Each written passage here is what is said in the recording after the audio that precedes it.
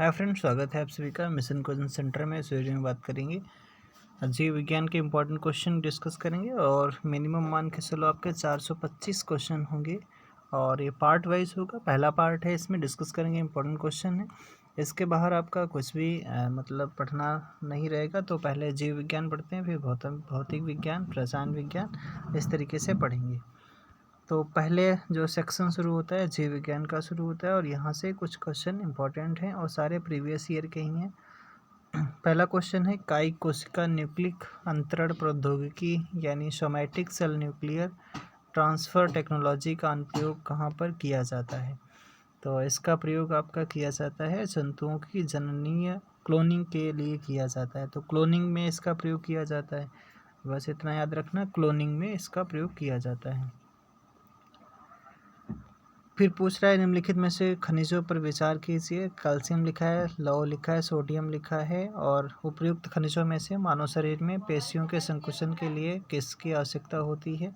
पेशी जो होती है उनके संकुचन के लिए किसकी आवश्यकता होती है? तो इसमें से अगर आपका देखा जाए तो सभी की आवश्यकता होती है। कैल्शियम भी होता है और आयरन भी होता है, सोडियम की भी आवश्यकता होती है।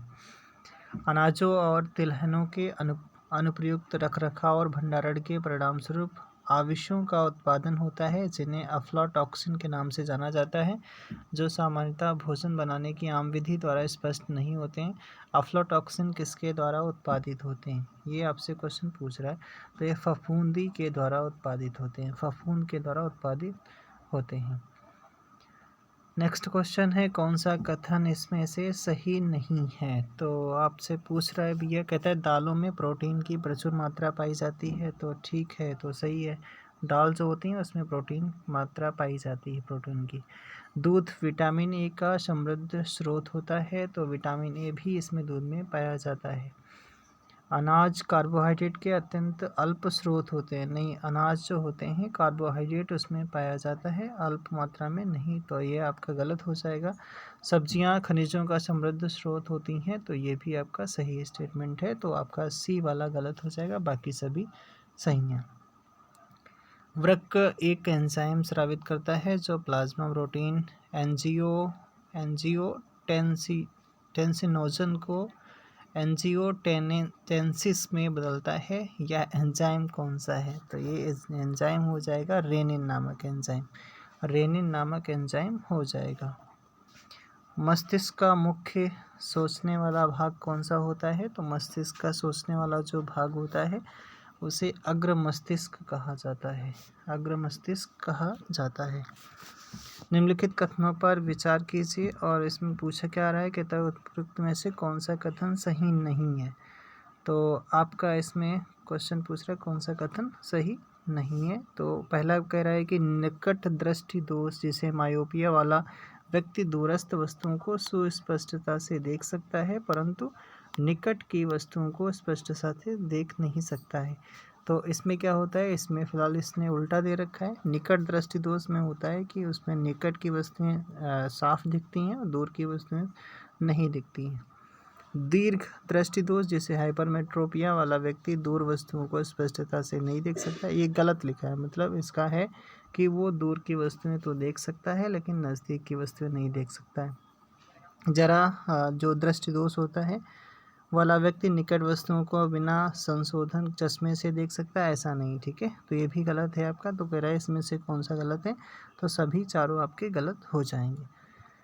अगला क्वेश्चन क्या है? अगला क्वेश्चन आपसे पूछ रहा है कि हाँ, चेहरे के घाव से अत्यधिक रक्तस्राव किस कारण से होता है? तो अत्यधिक जो रक्तस्राव होता है कह रहा है इसकी प्रचुर संवहनता के कारण होता है। तो चेहरे के घाव से अत्यधिक रक्तस्राव किस कारण? तो इसकी प्रचुर संवहनता के कारण होता है। यदि एक पौधे को बिना पानी के अति उर्वरक दिए जाएं तो क्या होगा? तो पौधे में क्या हो जाएगा? तो पौधे में क्या हो जाएगा, ये आपसे पूछ रहा है।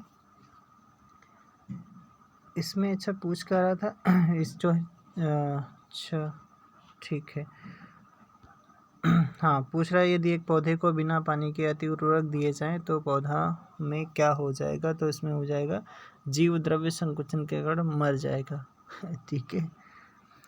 मूत्र में प्रायः कौन से विटामिन उत्सर्जित होते हैं? तो मूत्र में प्रायः जो विटामिन होते हैं विटामिन सी इसमें उत्सर्जित होते हैं, विटामिन सी इसमें उत्सर्जित होता है। अगला है कि इसमें मिलाना है मादक पदार्थ है और फिर आपसे पूछ रहा है कि उनसे जो आपका निर्मित पदार्थ होता है मतलब किससे बनाया जाता है। तो वाइन है, बियर है, विस्की है, रम है। तो इसको आपको मैचिंग कराना है सही से। तो आपका वाइन जो होता है किससे मिलता है? बियर। और दूसरा क्या है? कहाँ चला गया भाई, एक मिनट।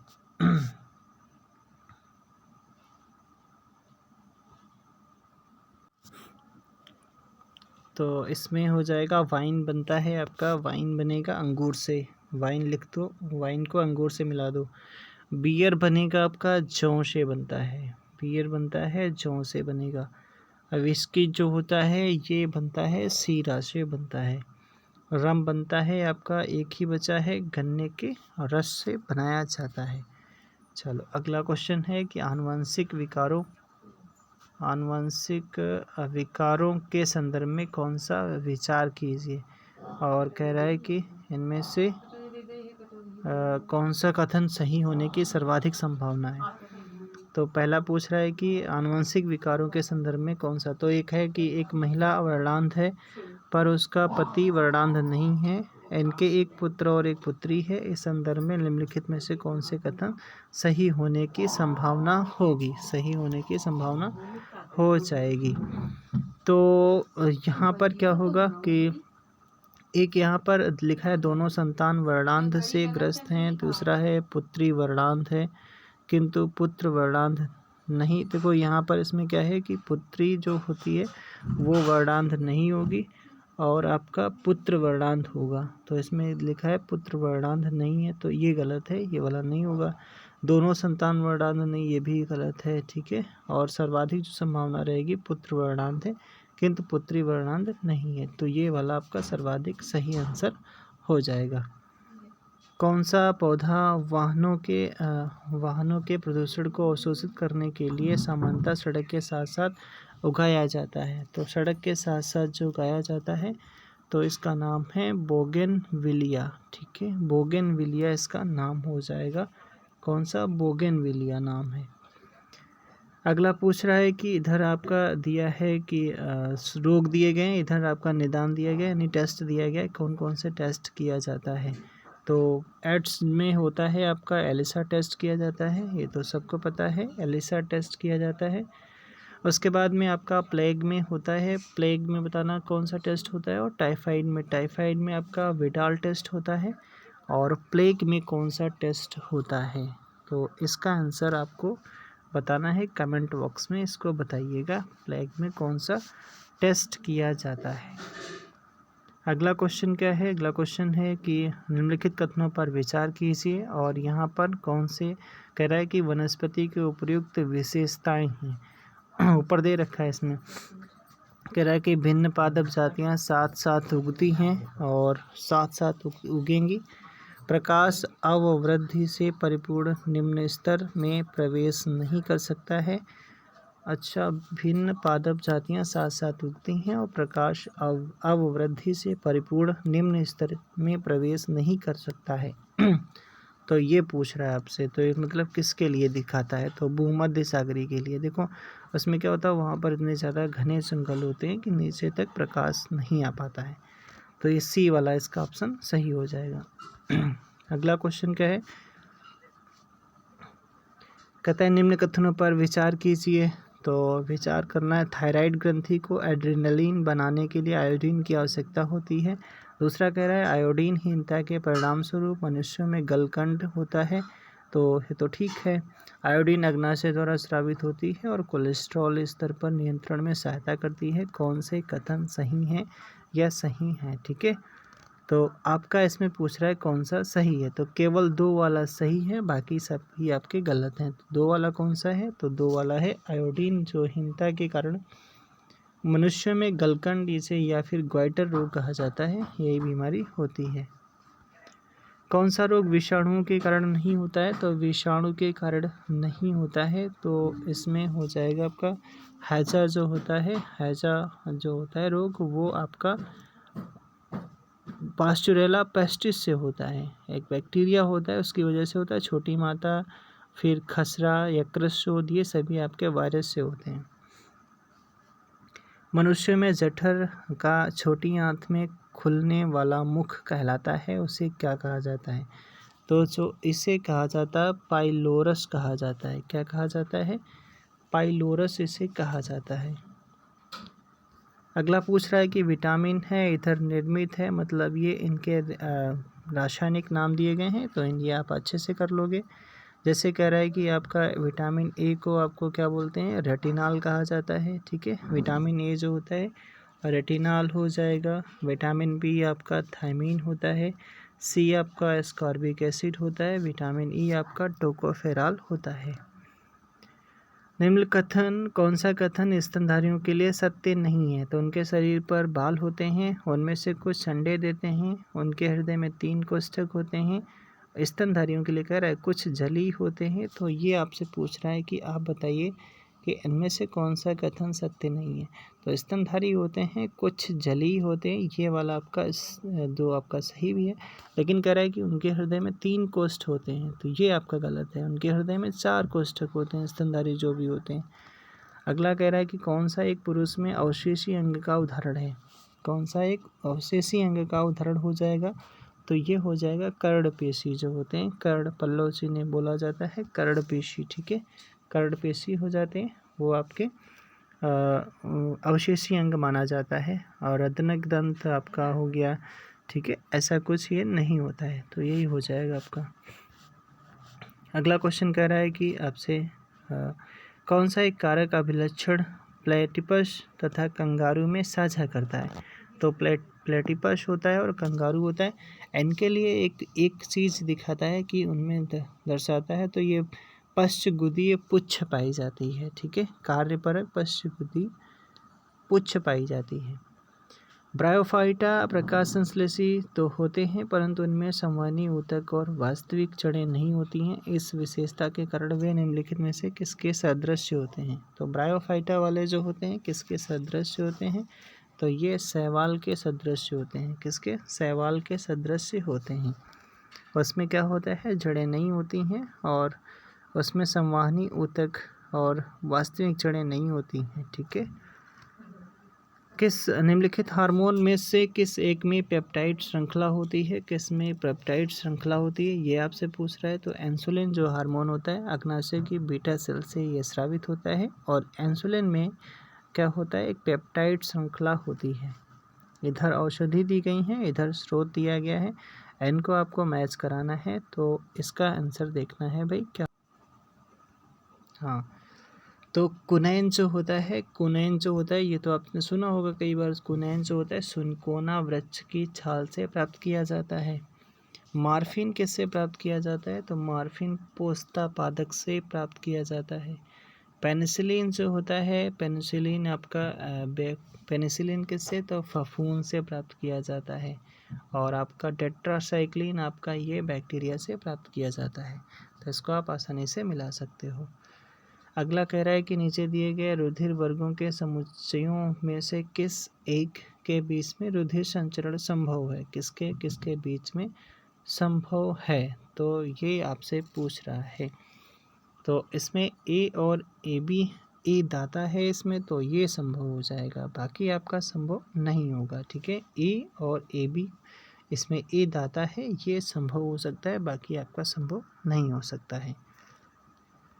निम्नलिखित बीमारियों में से कौन सी एक विषाणुओं के कारण नहीं होती है? मतलब विषाणु से नहीं होती है, तो आपका मतलब फिर बैक्टीरिया से हो रही होगी, या कवक से हो रही होगी, या आपका दूसरा प्रोटोजोआ से हो रही होगी।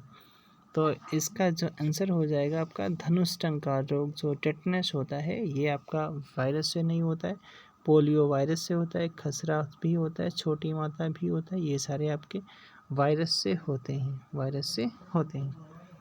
अगला क्वेश्चन आपसे पूछ रहा है, कह रहा है कि किसी प्रारूपिक मानव पसली ढांचे में कितनी पसलियाँ होती हैं? कितनी पसलियाँ होती हैं? तो 24 होती हैं। कितनी? 24 पसलियाँ होती हैं। हृदय वाहिका रोग और अति रक्तदाब के खतरों का सामना कर रहे व्यक्तियों के संदर्भ में कौन सा एक अच्छा कोलेस्ट्रॉल माना जाता है? कौन सा एक अच्छा कोलेस्ट्रॉल माना जाता है? तो LDH को माना जाता है। उच्च घनत्व लिपोप्रोटीन को माना जाता है। HDL को माना जाता है। ठीक है, ये आपको याद रखना है। HDL को माना जाता है। और यहाँ पर क्या हो जाएगा? H मतलब हाई डेंसिटी और लिपोप्रोटीन। ठीक है, ये हो जाता है अच्छा कोलेस्ट्रॉल माना जाता है।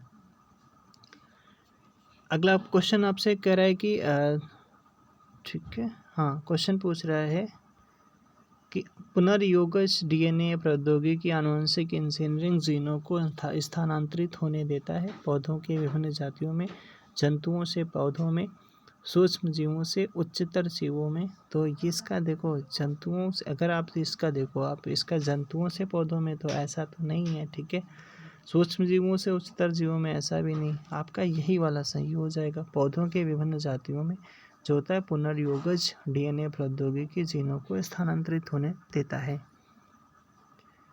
आर्कियोपेटेरिक्स का जीवाश्म किसकी उत्पत्ति के प्रमाण को निरूपित करता है? तो आर्कियोपेटेरिक्स जो होता है वो किसको दिखाता है? तो आर्कियोपेटेरिक्स जो होता है ये आपका सरीसृप और पक्षी से संबंधित है। सरीसृपों से पक्षी को दिखाता है। मेलेनिन एक प्राकृतिक वर्णक है जो मानव त्वचा, बाल और परितालिका आइरिस को रंग प्रदान करता है। यह किससे सुरक्षा प्रदान करता है? तो मेलेनिन जो पदार्थ होता है ये आपका पराबैंगनी जो रेज आती हैं, अल्ट्रावायलेट रेज आती हैं, उनसे सुरक्षा प्रदान करवाता है। और इसके लिए जो नहीं ओजोन लेयर पाई जाती है, O3 फॉर्मूला होता है, डॉप्सन यूनिट में मापा जाता है। ठीक है, समता मंडल में पाई जाती है। ऐसा कुछ इसके बारे में आपने सुना होगा। कौन सा एक विटामिन है? हो बाप रे, ऐसा भी कुछ पूछ लेता है, इतना सिंपल सा क्वेश्चन पूछा है। तो फॉलिक एसिड एक आपका विटामिन होता है। ठीक है, बाकी साइट्रिक एसिड है, नींबू में पाया जाता है। ग्लूटामिक एसिड गेहूं में। लिनोलिक एसिड ये किस में पाया जाता है भाई, बताना। ठीक है, कमेंट बॉक्स में। अगला पूछ रहा है कि आपसे कहता है कि निम्नलिखित कथनों पर विचार कीजिए। ठीक है, कहता है निकट दृष्टि दोष से पीड़ित व्यक्ति में दूरस्थ वस्तु का प्रतिबिंब दृष्टिपटल के पीछे बनता है। और फिर क्या पूछ रहा है? फिर पूछ रहा है कि निकट दृष्टि दोष को अवतल लेंस के प्रयोग से सुधारा जा सकता है। तो आपका ये वाला स्टेटमेंट बिल्कुल सही है, अवतल लेंस से यूज़ किया जा सकता है, लेकिन पहले वाला गलत है। रेटिना के कुछ पहले ही बन जाता है मायोपिया में। ठीक है, और लिखा है उसने पीछे बनता है, तो ये गलत है। ठीक है, उसके बाद में निम्नलिखित में से कौन सा सूक्ष्म जीव दूध से दही बनाने और अम्लीकरण का कारण बनता है? तो लैक्टोबैसिलस, लैक्टिक अम्ल और लैक्टोबैसिलस करके जो लिखा है यही वाला आपका आंसर हो जाएगा, फर्स्ट वाला। कथनों पर कौन सा सही है? कौन सा कथन जो है वो सही है, ये आपसे पूछ रहा है। तो कह रहा है कि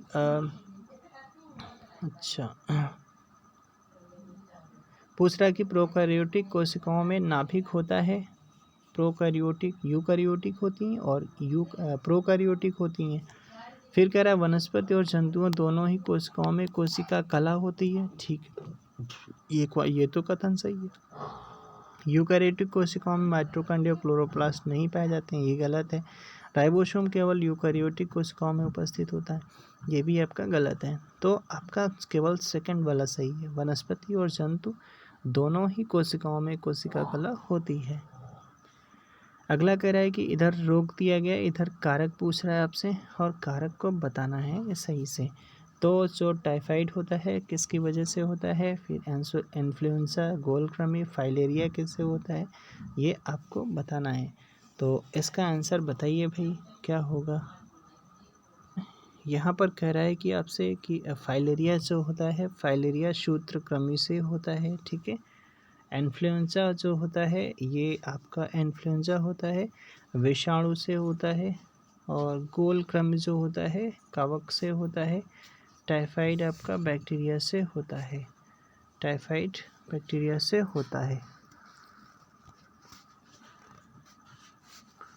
अगला क्वेश्चन है कि अच्छा ठीक है, विकासवादी दृष्टिकोण से निम्नलिखित में से कौन मानव के निकटतर है, कौन मानव के निकटतर माना जाता है?